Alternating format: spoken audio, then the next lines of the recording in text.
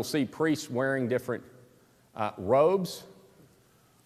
These things are dresses, which they actually are. There's anime, which is the feminine energy that is to that balances off the life of the priest as father.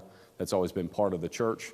We got these things from the early times of the vestments that you will see in the Old Testament. If you've ever been through books that you might find uneventful or boring, like Leviticus or something, you will see all these things in there, how the priests would put on their vestments that they would wash before they would offer a sacrifice, and that they would wash after a sacrifice of the blood, okay? So there's what's called an alb. It just comes from the same root word as like albino, meaning white.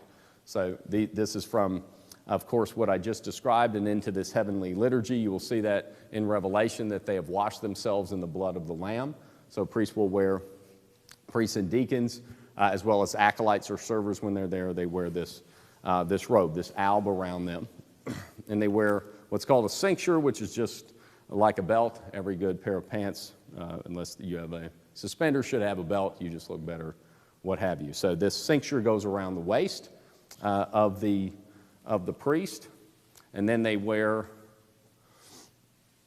what's called a stole.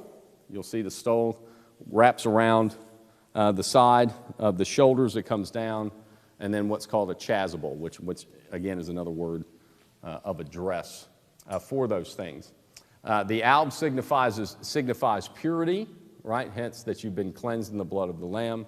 The stole represents the authority of the church, handing on these things down from Jesus to the apostles. And the chasuble represents charity, that charity covers all of those things done properly. Purifying yourself, offering good forms of authority like we do with our mothers and fathers, and when we're in roles of things of preaching in that, where we would preach and teach and sanctify, which is what priests do.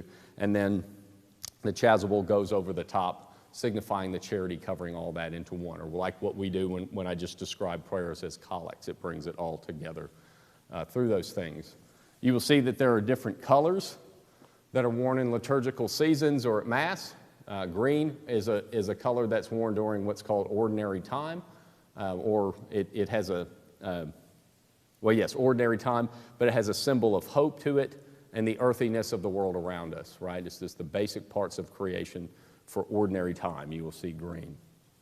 When we get into Advent or in Lent, the color is purple, okay? And that represents kingliness.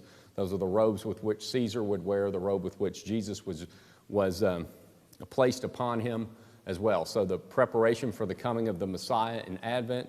And then in Lent, when we prepare to think of the Lord's death and ultimate resurrection, in that time you will see purple vestments. Okay.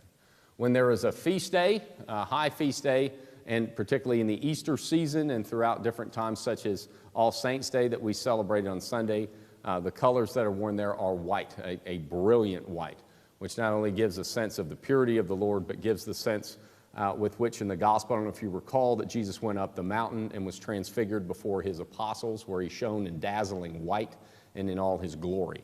So that is the symbol of that. It'll be a much more stark white than even the albs that we have for the resurrection and for the light of the gospel, the light of the Lord, and that we're caught into the Lord's glory. Occasionally you will also see red vestments, and red signifies the Holy Spirit as well as certain martyrs' feast days. Obviously, martyrs are those that have been put to death for their faith, and obviously the blood of the martyrs, the bright red of that, is part of why we wear that.